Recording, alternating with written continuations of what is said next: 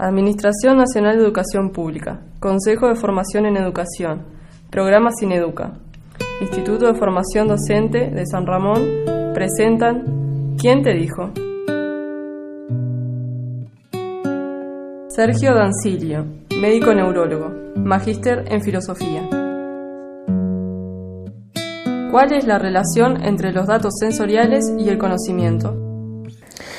Bueno, es una pregunta más, si se quiere, filosófica que de las neurociencias, o una mezcla en realidad, o una interfase. Las neurociencias las contestarían más fáciles hasta, yo te diría, hace unos 30 años atrás o 20, en el sentido de que la ciencia era más empirista, por decir así, las neurociencias. Los sentidos eran procesados por el cerebro, la realidad era procesada por el cerebro a través de los sentidos, que tenían un determinado grado de elaboración de ese estímulo, integraban la información y después pasan a las áreas de asociación, donde mezclan, combinan información de distintas vías, de distintas modalidades. Eso genera un mayor grado de abstracción y eso es lo que se definiría como conocimiento estrictamente. Es decir, que habría como una suerte de separación. El conocimiento empezaría en las áreas de asociación y no en las áreas que están destinadas a la decodificación sensorial. La introducción de determinadas tecnologías, sobre todo la resonancia magnética funcional, que puede ver de forma relativamente directa, en vivo, algunas actividades del pensamiento, de cuando imaginamos figuras, paisajes, o cuando pensamos en palabras o en frases, y creo que sucede con el cerebro, mostraron de que la realidad era muy distinta, la realidad del cerebro, se entiende, ¿no?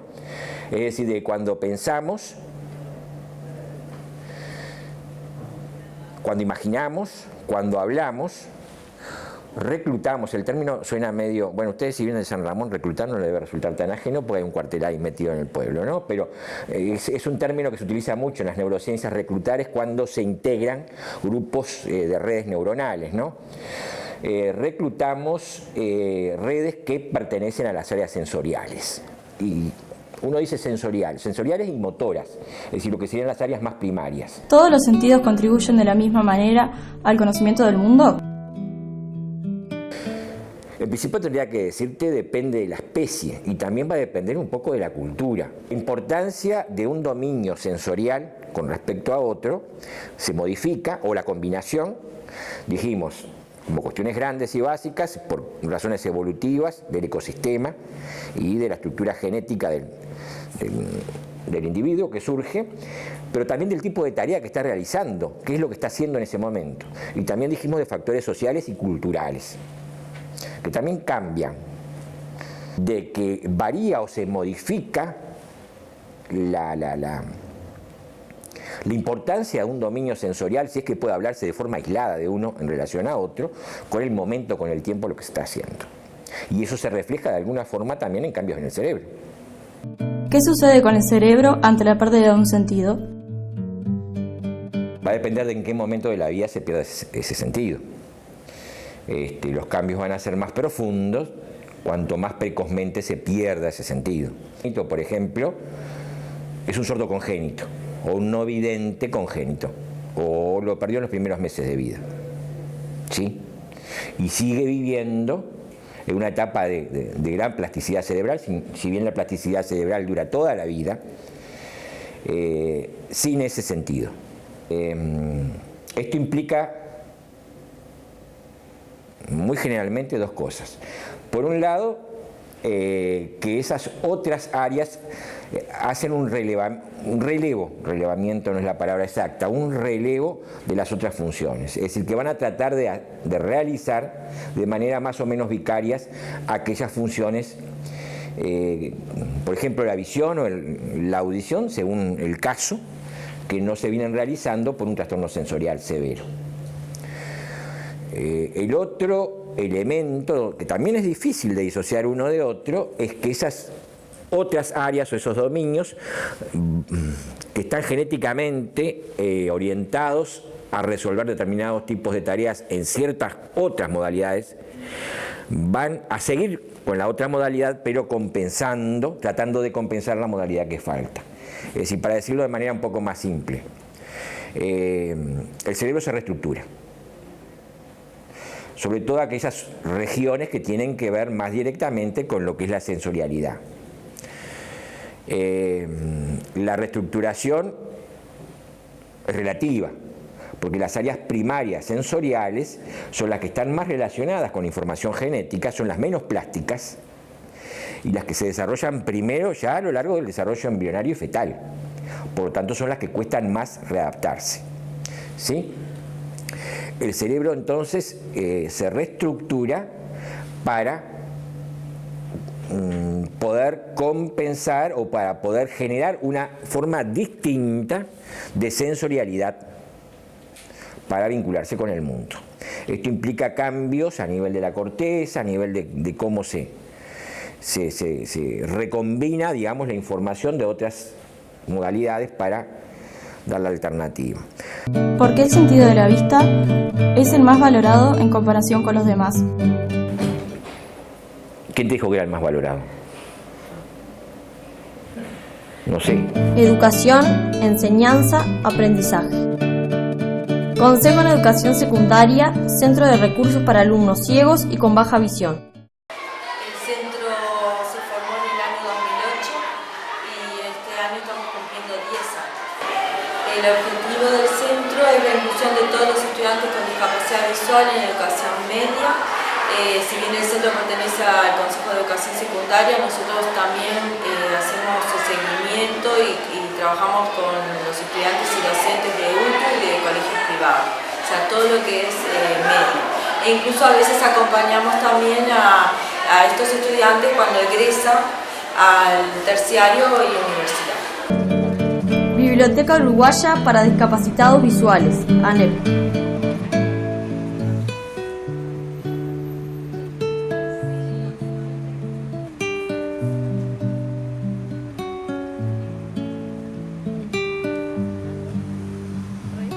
Mi nombre es Daniel Lamas, soy docente del sistema de lectoescritura Braille, sistema para personas ciegas y personas que en este caso son videntes, que vienen a aprender el sistema como parte de un aprendizaje general, ya sea para comunicarse con personas ciegas por este sistema de lectoescritura, como estudiantes de magisterio que también vienen a tener una herramienta más para un eventual caso de contar con alguna persona ciega en el aula.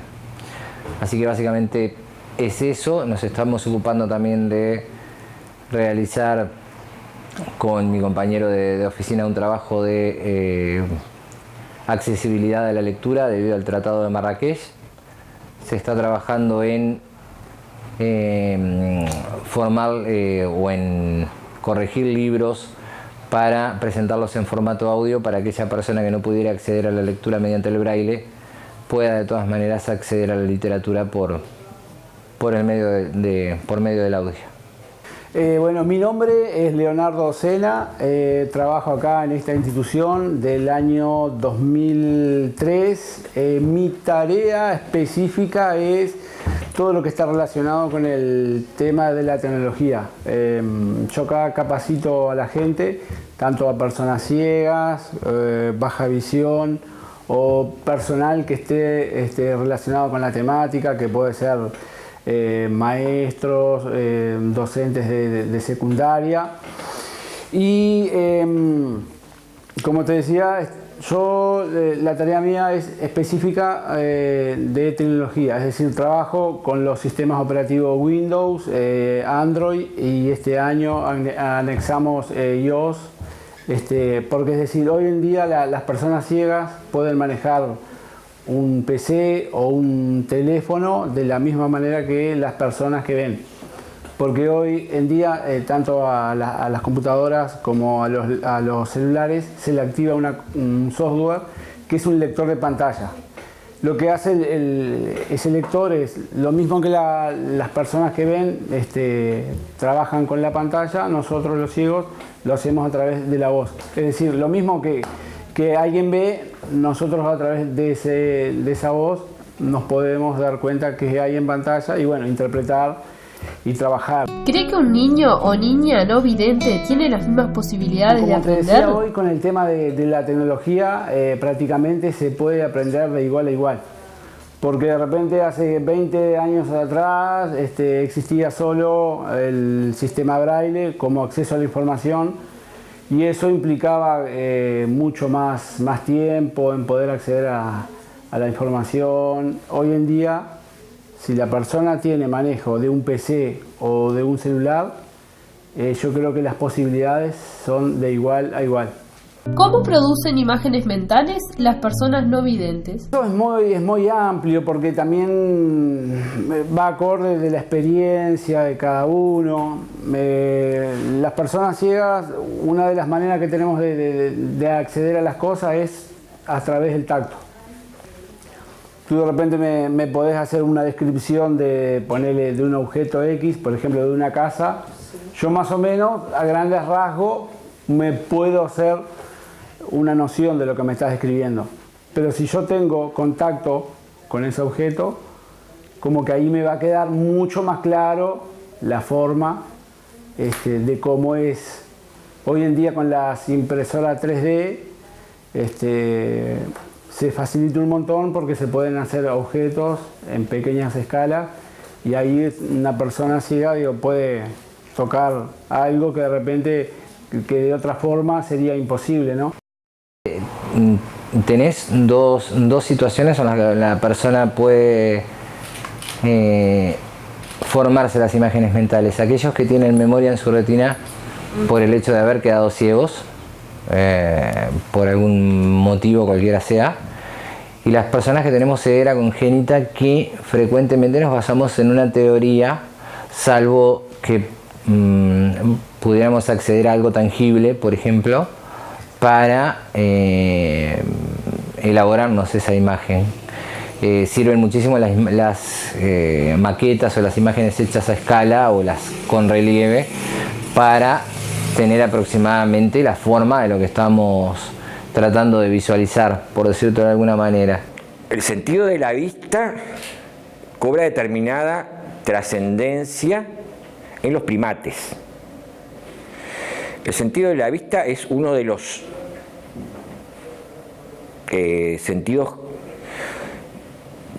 que informan, cuando yo hablo de lo sensorial y lo sensitivo, cuando se habla en las neurociencias, perdone, que está vinculado a lo telesensorial, es decir, cuando el objeto que genera la información está ubicado a una distancia más allá del alcance de la mano de la persona.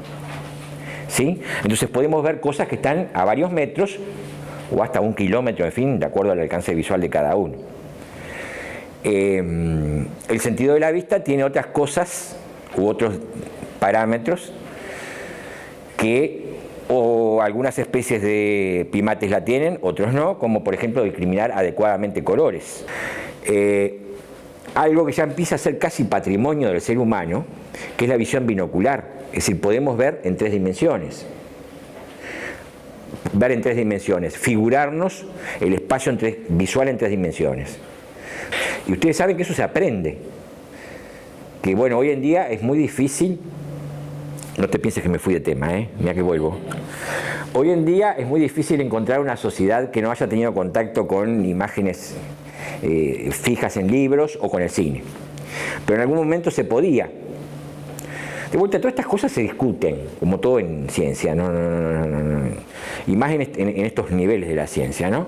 Se veía de que en aquellas etnias que no habían tenido contacto con el cine, nunca, por supuesto con la televisión, si veían una película, aunque en la película apareciera gente del propio grupo, del pueblo, y la historia de la película fueran historias de los contadores de historias del pueblo, no discriminan la tridimensionalidad en la pantalla, cosa que ustedes ni se ponen a pensar, les parece que nacieron con eso.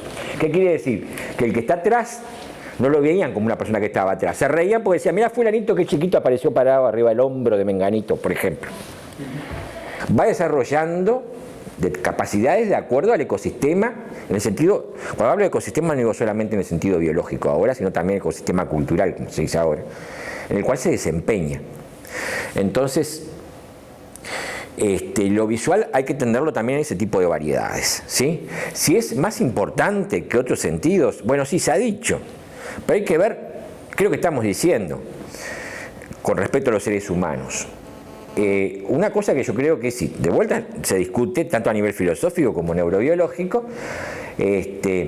Vos me están entrevistando a mí, así que tienen solamente van a tener que obligadamente escuchar la visión mía. El lenguaje nos distingue, creo que radicalmente, del resto de los seres vivos. Si pueden discrepar, pero si van a discrepar tampoco se van a enojar. Eso se debe a que tenemos en la corteza auditiva hemisférica izquierda una capacidad especial que no tienen los otros primates de poder discriminar cambios sonoros rápidos.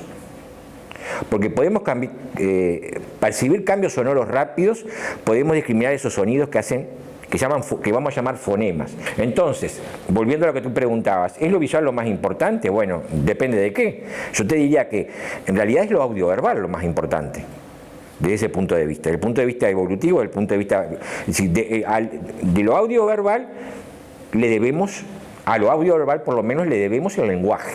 Entonces, lo visual con respecto al lenguaje estaría relacionado a la escritura. Es muy importante. Pero si ustedes piensan de que mientras que usamos el lenguaje de hace más de 200.000 años, para algunos bastante más, casi hasta 1.000.000 de años, para atrás, la escritura surgió hace unos 6.000 años atrás. Y empezó a generalizarse hace no más de 600 años. Y al día de hoy, un 60%, hasta un 70% de la población mundial es analfabeta. El uso del lenguaje oral está relacionado a factores genéticos y el desarrollo cerebral. Lo de la escritura no es más una adquisición cultural, más allá de que hayan determinados factores del cerebro. Entonces lo visual, la importancia de lo visual debe de recentrarse hasta qué punto efectivamente son cuestiones visuales las que tienen más importancia para nuestra vida, ¿no? Arte, creación, disfrute. Teatro ciego.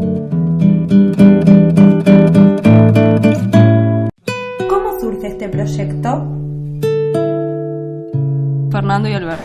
Una cosa es la relación nuestra con teatro y otra cosa es la relación nuestra con teatro ciego. Nosotros no inventamos teatro ciego funciona en Argentina hace 10 años.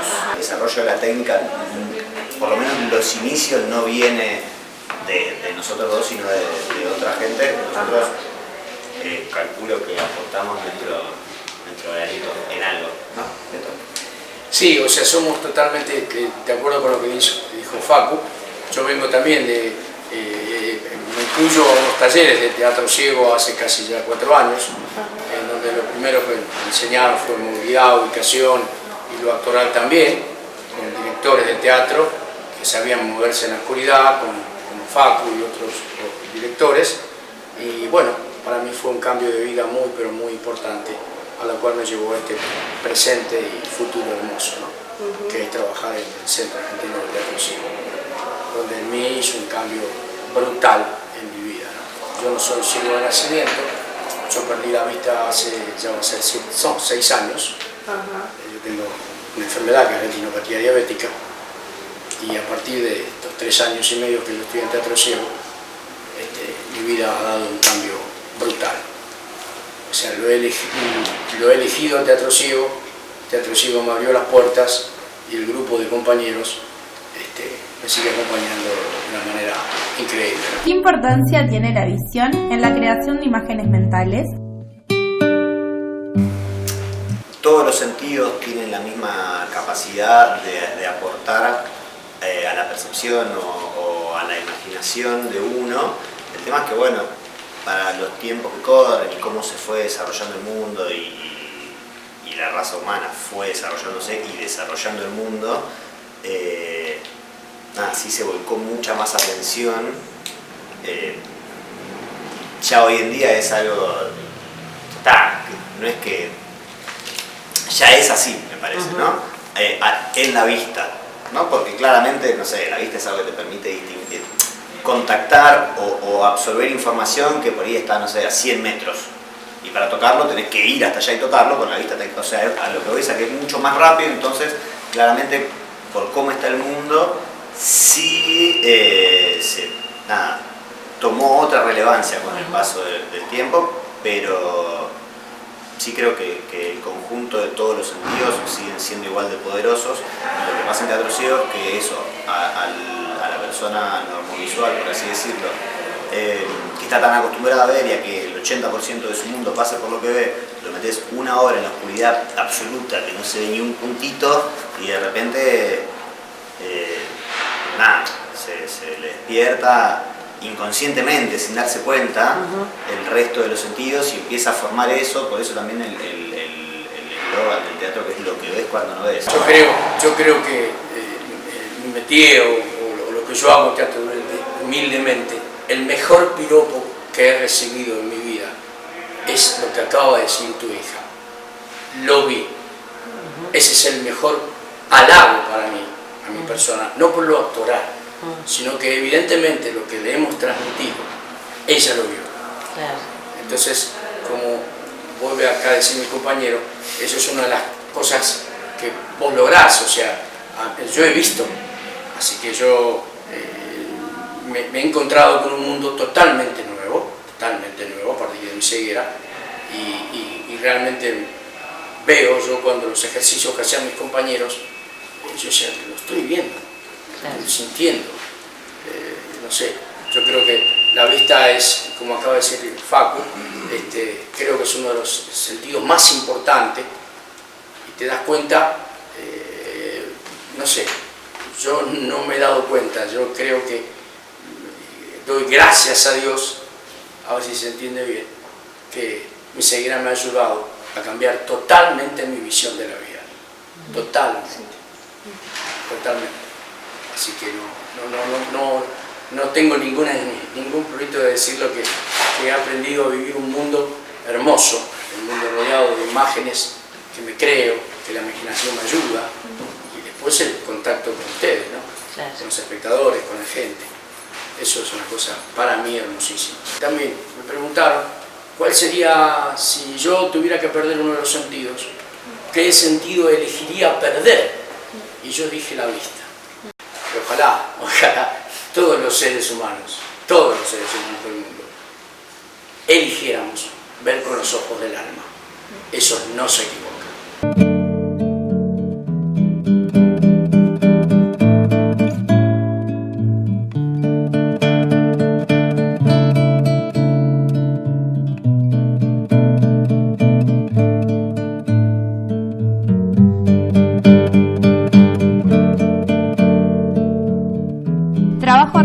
En el marco del curso de Teoría del Conocimiento y Epistemología de la carrera de Magisterio. Producción: Verónica Domínguez, Claudia Hernández, Camila Isi, Agustina Negri, Florencia Reyes, Leticia Sánchez. Docente: Ana Dubue. Coordinadora audiovisual del centro: Graciela Servi.